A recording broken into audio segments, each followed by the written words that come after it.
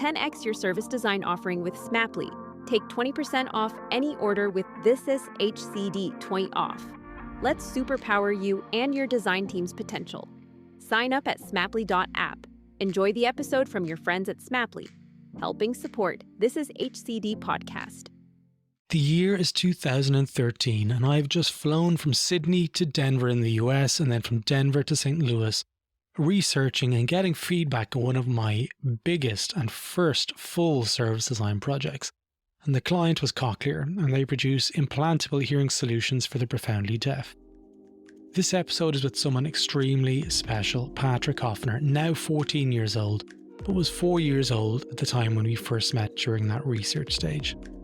And in this project we connect with Patrick and his mom Jen and talk about the effect that his cochlear implants has had on his life. Before we jump in though, this episode is brought to you by our wonderful friends at Miro. And I wanted to give you 4 reasons why I believe Miro is truly awesome. So here goes. Number 1, it's visual collaboration. Miro provides a virtual canvas where teams can brainstorm, plan and visualize ideas together, from mind maps and flowcharts to wireframes and mockups. Miro offers a wide range of pre-built templates and tools to bring your idea to life. Number 2, real-time and remote collaboration. Number 3, seamless integration. Miro integrates seamlessly with popular tools like Slack and Jira and Google Drive, making it easy to bring all your work into one place. No more switching between apps or losing track of important information. And number 4, and one of the most important ones, is security and privacy. Now, we understand the importance of that at Miro, of keeping the data safe, and Miro employs industry-leading security measures to protect your information, ensuring that your collaboration remains confidential and secure.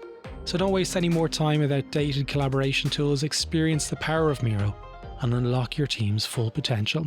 Check it out today at miro.com/podcast, where you can sign up for free and get 3 free canvases for life. Now, let's get back to the episode with Patrick and Jen. I'm delighted to have you on the podcast. We've known each other for a number of years, maybe over a decade. I think we were just chatting there beforehand. But for our listeners, maybe start off and tell us a little bit about who you are and where you're from. We'll start with Jen first, then we'll go to Patrick. Okay, well, I am better known as Patrick's mom, wherever we go. But we live in St. Louis area, and I found out that Patrick was born deaf right away, like the day he was born. So they had done a newborn hearing screening test before we ever left the hospital. So it's been really quite a journey for us to deal with his deafness and to see where he went in the past 15 years. It is. It's been a wonderful journey. I'm sure it's been an up and down journey like everything. But I connected with Patrick in St. Louis when he was, I think, about 4.5. I think it was somewhere around that year. But Patrick, we're great to have you on the show, first of all. Like, for people listening, they will probably be familiar. I've mentioned Cochlear a lot over the years.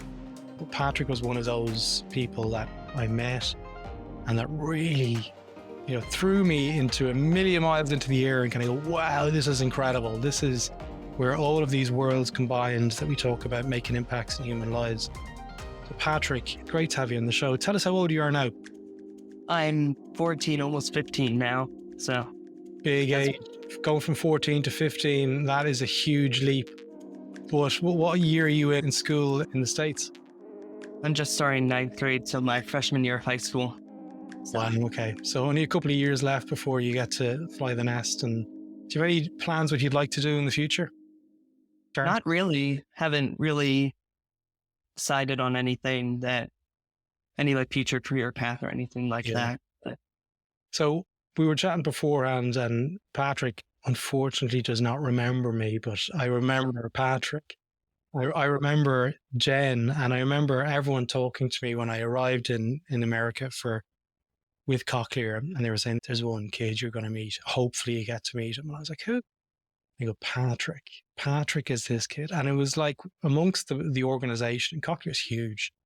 And they were all talking about this remarkable child. And I think you were late that day, if I can recall. And I remember there was lots of people in St. Louis saying, oh, hopefully he arrives. And I was expecting the lights to dim and a sparkling glove to appear on stage and a spotlight. And Michael Jackson, if he walked out on stage that day, would have been a second to you because they lifted you up. This is a true story, folks. They lifted Patrick up onto the seat and everyone was holding their breath because you were probably just about 4. You got up there with a bag of dinosaurs and started to rattle off every single dinosaur in that bag. And I started to cry. I was like, this is the most overwhelming thing I'd ever, because it was just so moving. So where are you at and where is that dinosaur collection now is what I want to know.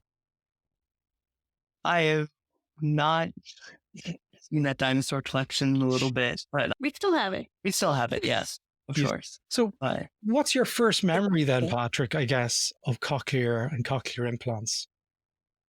I'd say a big one was Cochlear Celebration, probably around the same time. It was in San Diego.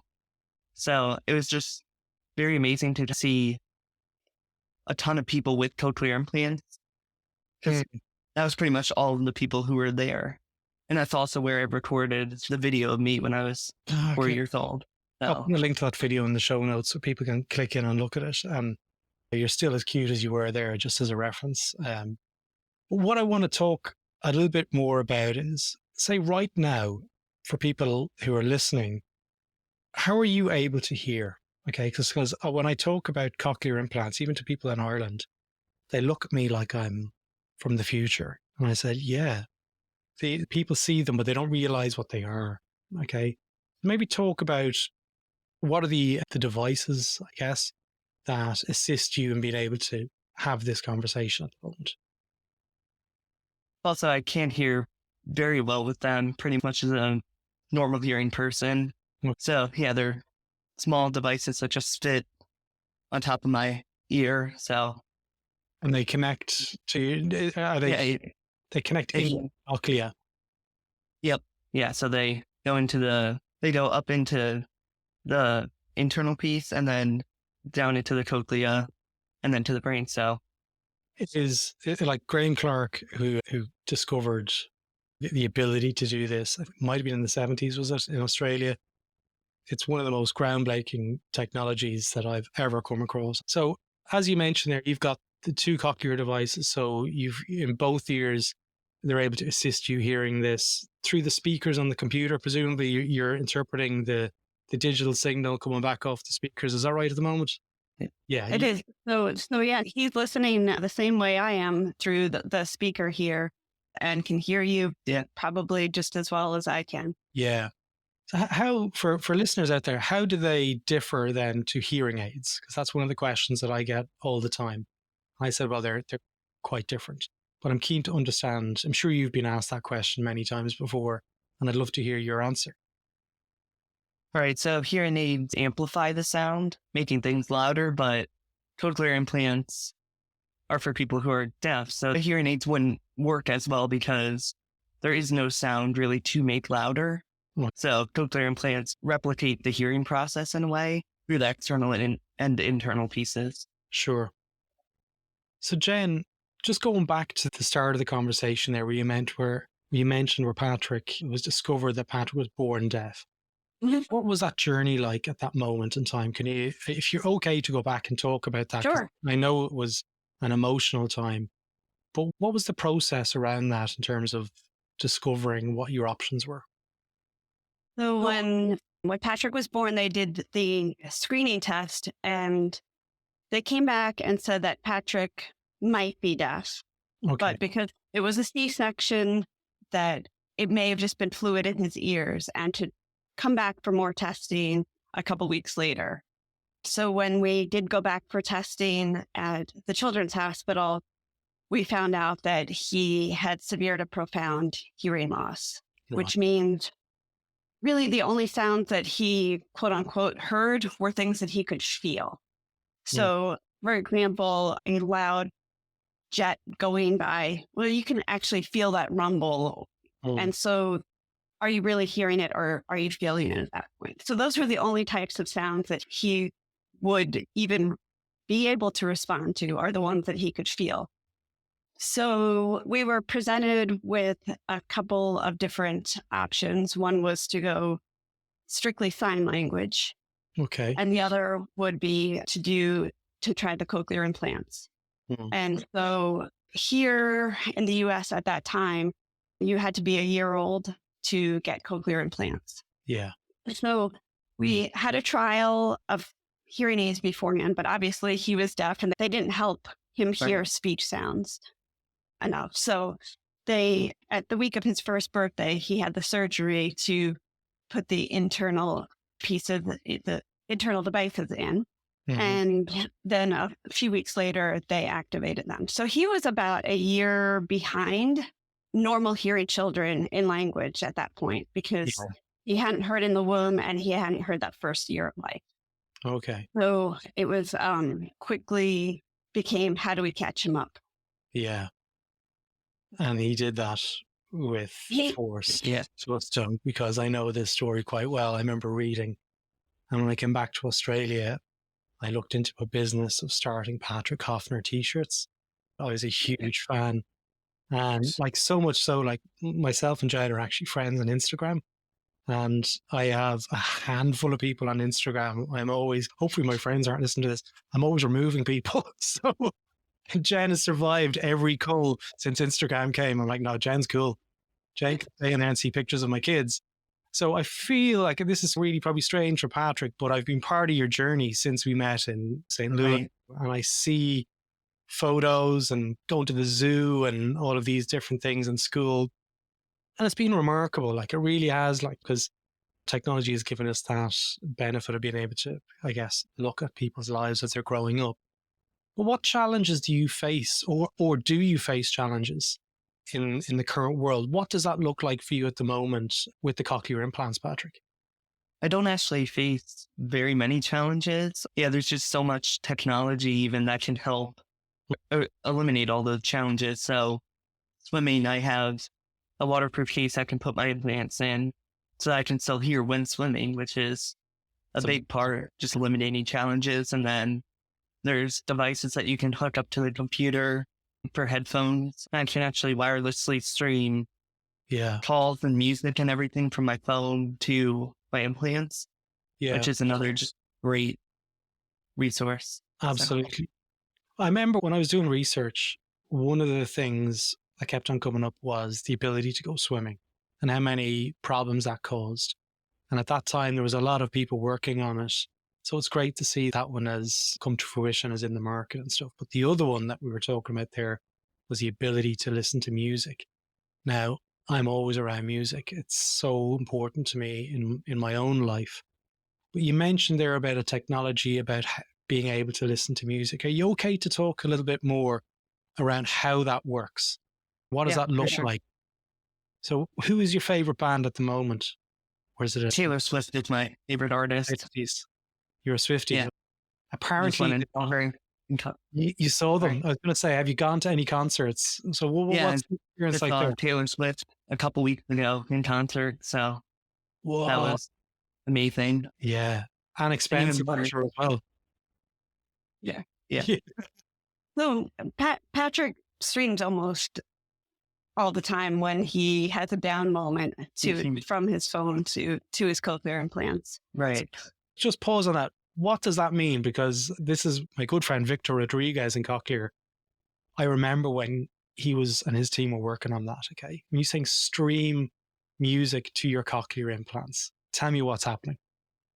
So I can just turn Bluetooth on and connect straight to my implants through the Cochlear app. So I can then just stream music that's very similar to listening with AirPods or headphones, except I don't need any extra equipment. So has there been any kind of social bits when you're out and about listening to music and people come up to you and you've got music playing and usually these devices, I'm wearing earphones at the moment or headphones, and that's a kind of a nod to people around me that, okay, I'm working or I'm listening to music. Do you have any stories around what that might be like when you're out and about and you're doing your shopping and you're humming along? Is it Jen nodding away, kind of going all the time? You could be doing your homework and maybe Jen is trying to talk to you and you've got like Taylor Swift blaring. Does that happen? Yeah. It does. I find that as amazing, as absolutely amazing. Tell us what it's like. it's just funny because I'll look up and see my mom talking at me, but I'm listening to music if I have the volume up and whatnot, and she will, just be talking, and I'll miss everything she's saying. Sounds brilliant. Because it's like a regular teenager would, right? Usually you see teenagers with their headphones on or AirPods, and he's doing the same thing as they are, but I just can't always tell. It's incredible. Like, I remember when I was in school, Patrick, we didn't have AirPods or Bluetooth, any of these things. We used to do these French lessons, and the teacher would go around and put a tape in every one of the boxes on our sort of screens. And one of my friends would bring a Walkman in, and we'd all have our big long leads coming up and down the bottom of our sleeves of our jumpers, because this is Ireland, it's always cold. And we'd always lean against like this as we're meant to be listening to French, and we'd usually be listening to some stand-up comedian like Eddie Murphy or something like this, and we'd be trying to keep the laughing in. So I imagine there's probably instances where you could be doing this. I'm not saying, you're probably not going to admit it because there could be a school principal listening, but you could be listening to music when you're in school. Is that fair to say? If there's, I've not done that yet, but Pinocchio. Technically, he's not supposed to have his cell phone in the classroom, so Right. Okay. that's part of it. But we'll see what happens next year. It is. So what's it like around the support network? Who is involved in terms of your maintenance and your care regime? And what does that look like maybe over the last 10 years? Because when I met you, I was working on a service that's now called, I think, My Cochlear in my research. It's called something else. Is it still active in terms of where you order your parts and bits and pieces like that? Is that how it operates now? It is. Yeah, there's a website for us to order his equipment if he needs like new microphone covers or a new coil cable or anything like that. But usually mom or dad takes care of that still for him. But what other things do you have? At school, I have a deaf itinerant from the special school district who will stop in usually once a month or so, just to check in and see if there's any issues that I'm having with hearing in the classroom. But throughout elementary school, she's also teaching me how to advocate for myself with my implants, which was a big help because now I do feel confident enough to self-advocate. But I also go in once every 6 months or year for audiology, which is another big help.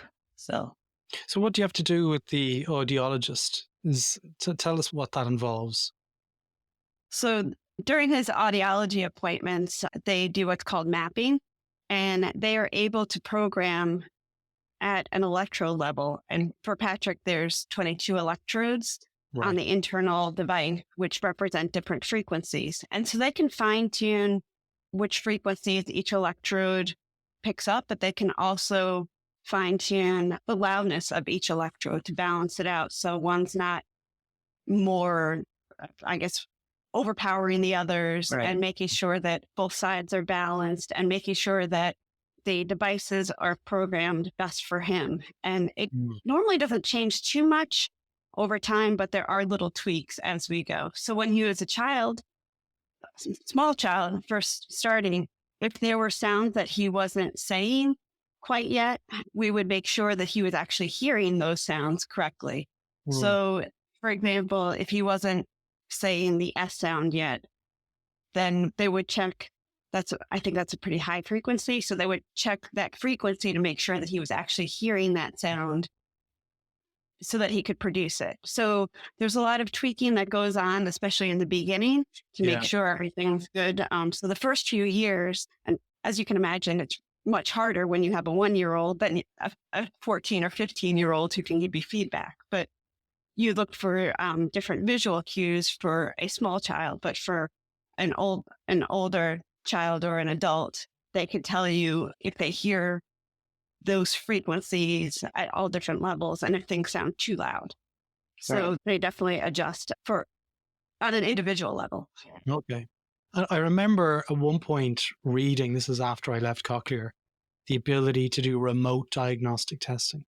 So the ability to somebody to look at the configuration setup through the cloud, as they say in technology world.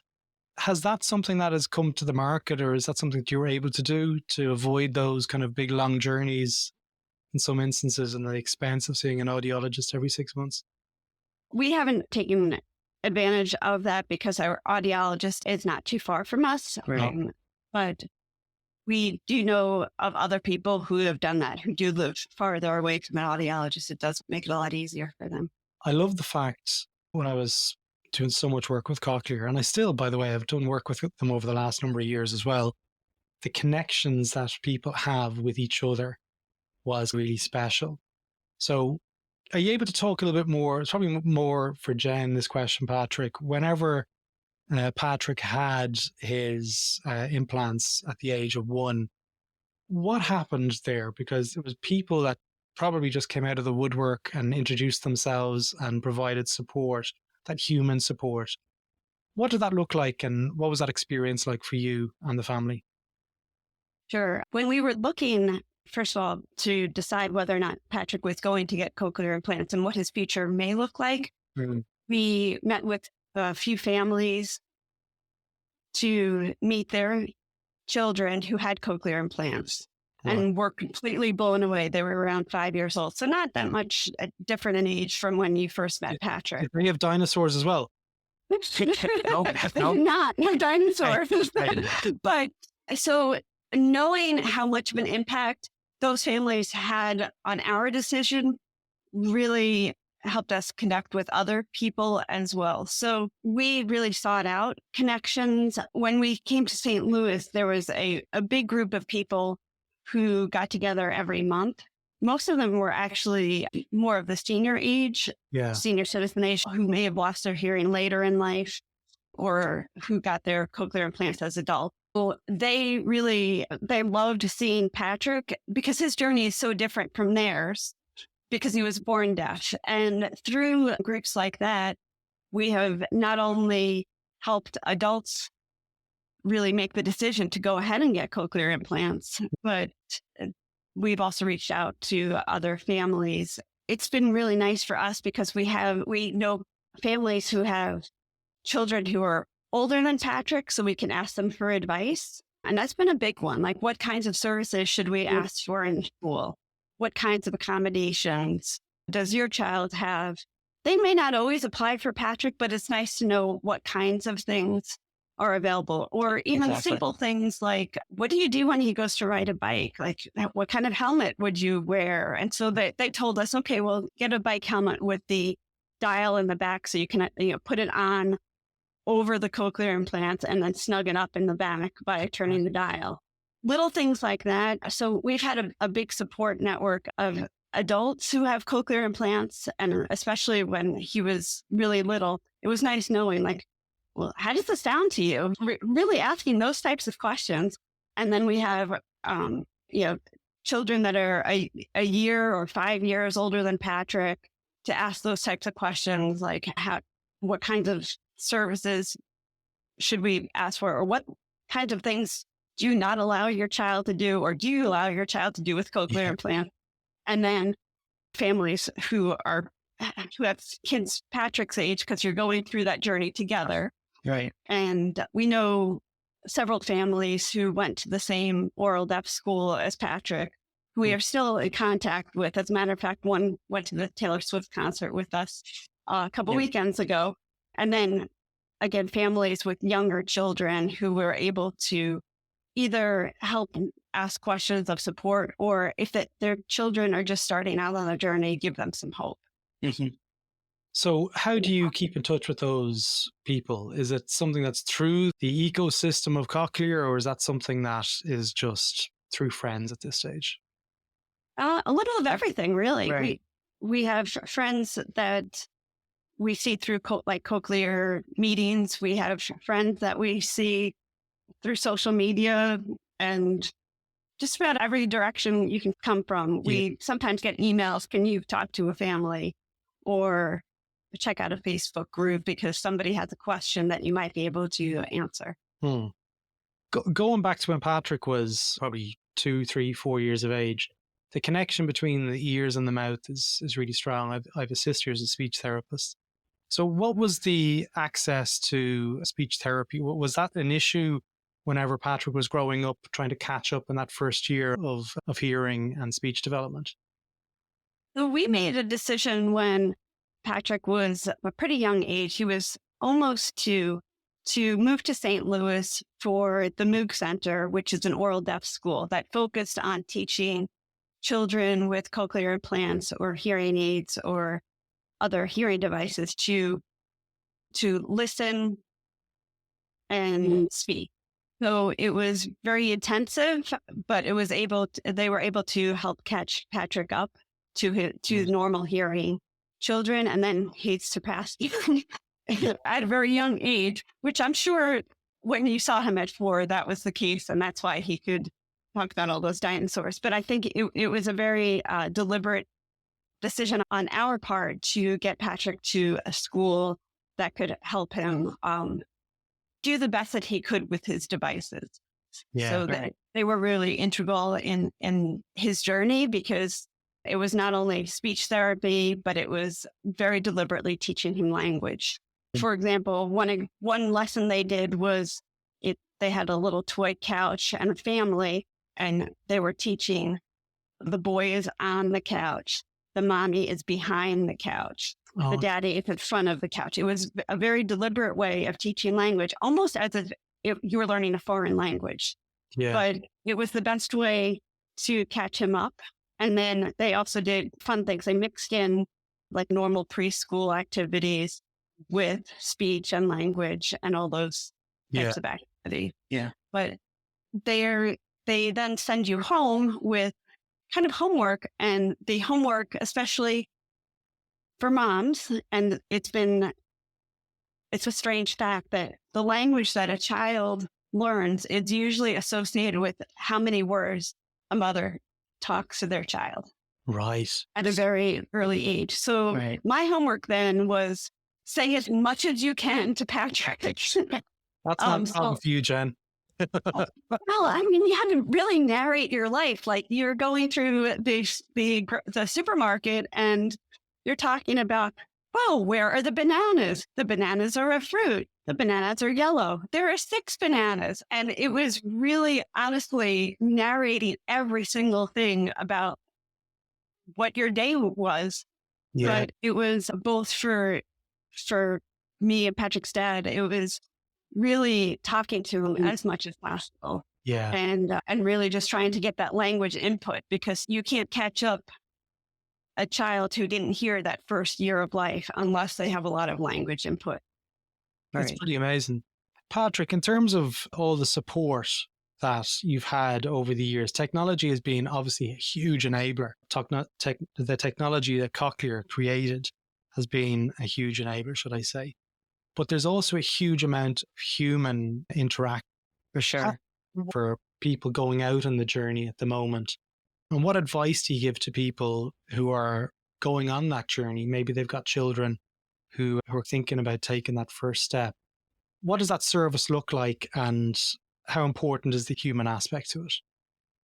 I'd say the human aspect is incredibly, not only obviously we talked about catching me up with language, but also just knowing that you're not alone in it at all. So things like the cochlear meetings and just knowing other people with cochlear implants was a huge thing for me, because I knew in the back of my head, you're not the only one with cochlear implants. A ton of other people are going through very similar things to you. And that was a really big part. And then obviously just having the continued support system with my deaf itinerant and then my parents and people at Cochlear and everything was really just helpful for shooting down any problems that might arise throughout the way. So during the pandemic, Patrick, what was that like whenever restrictions happened? The human aspect was suddenly digitized and technology became the sole access to that service. What was that experience like for you? I imagine it was very similar to a lot of other people with just suddenly a huge change. But in some ways, it was nice to be able to have a lot more video chatting apps be like come into existence, then talk to more people further away a lot easier. But yeah, I imagine it had a lot of the very same impacts as most of the rest of the world, just trying to adjust to like no school in person and online classes and all that. But on that point, for the future, there must be bits that when you put your head on the pillow at night, kind of, someday it'd be great if they had that. If they did this, that would be even better. What are those things that you would wish for that would improve everything that you have at the moment as regards your hearing? trying to think, there's a lot of things out there. Not really sure there is any huge thing that would drastically improve it. Just, I guess, improving awareness of cochlear implant and just making sure everybody knows what they are. It's a big thing to be able to. My mom came into my kindergarten and first grade classes to like educate the class about my cochlear implant. Yeah. And from there on, when new people come to the school and everything, I've been, talking about my cochlear implants, but the people who were educated during those first years have also been able to go and tell others about them. And that's been amazing, even at cutting down like bullying even. That's not been an issue for me because of the awareness and everything, because it just hasn't been some strange new thing. It's just, there's Patrick and he happens to be deaf. Yeah. It's amazing to hear that, because like even when I asked you that question around what bits would you wish, and it's like, I'm not really sure if there's anything. It just shows how far society has come that you're able to lead a relatively normal, if you want to use that word, existence, and it's perfect. That's exactly what everyone is hoping for. Like, Jen, what does the future look like for Patrick when he flies the nest in a couple of years and he moves to Ireland to hang out with all the cool Uncle Gerrys that he has floating around the world? That's a joke, by the way. You're always welcome in Ireland, by the way. But what does it look like when that support network has been taken away somewhat, but when he's away from home and the ability to be able to check in and see how they're doing? I remember speaking to you about that when I was at Cochlear all the time. Patrick's at school, you're at work, you've got this anxiety that lives there. I hope he's okay. Like, what does that look like when he's a bit older? And what are the bits that you're pondering about that? Well, I know that a lot of the colleges have departments that would help him with any accommodations. For example, a fire alarm system that has a strobe light, those types of things. But he is so used to advocating for himself on his own now. And I feel like if there are situations that he needs help with, he'll speak up. But otherwise, he's got it under control because he has been, we've worked on that very consciously with him as far as if he can't hear something that somebody's saying because he's really far away. Cochlear implants are really good about picking up speech that's nearby and blocking out background noise. But if you actually wanted to hear something that was more in that background area, there are things that he can set with his cochlear implants to help him hear differently, different situations. But also, I know that he knows to ask. So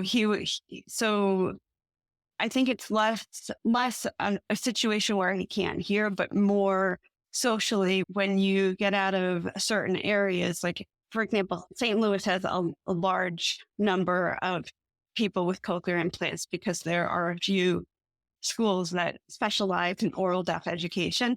And then people move here and then they stay. So there is an awareness in general in the community here.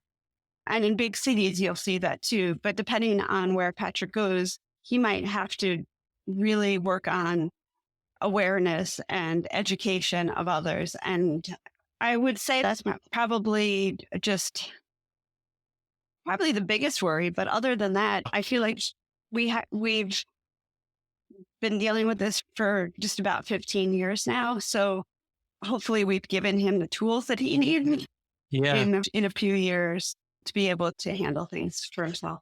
One of the pieces that I remember as you're talking, it's lighting my brain up and I'm remembering lots of stuff. When you say buy a car, okay, you know that you're going to drive that car for a number of years. And at some point, you might be driving a Chrysler if you're in America, and then in a couple of years, you might end up driving a Toyota or whatever it is. With Cochlear, when you have the implants, it's still probably the same, whereas you're with Cochlear and you're with Cochlear forever.